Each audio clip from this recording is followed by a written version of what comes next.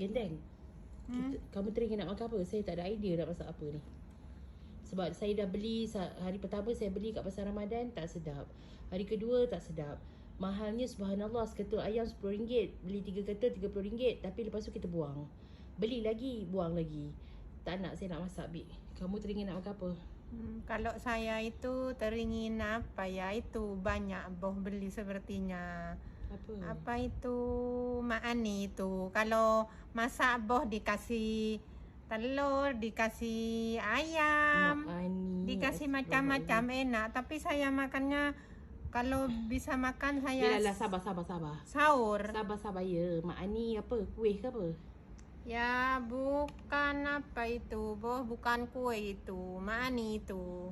Banyak ada di situ, mau nunjuk ke bos saya. Mak Ani apa? Sabar. Berkuah ke tak? Ya tak berkuah kalau dimakan itu. Enak. Mak Ani. Enak, sedap. Bukan pedes, cili padi harus 30.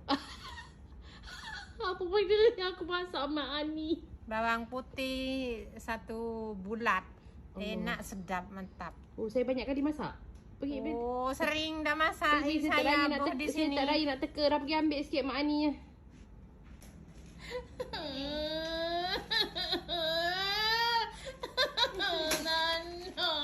Nana gelap.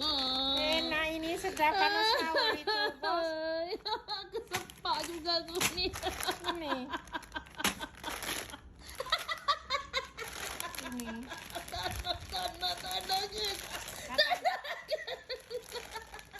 Oh ya udah kalau tanah, tapi bos beli banyak ini. Bila masaknya bos, beli kakaknya bos tak mau.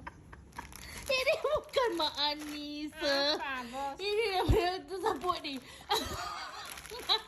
Sepertinya bos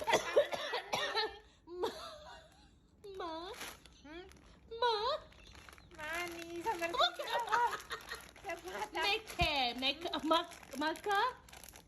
Maka Roni. Makaroni. Ma- Oh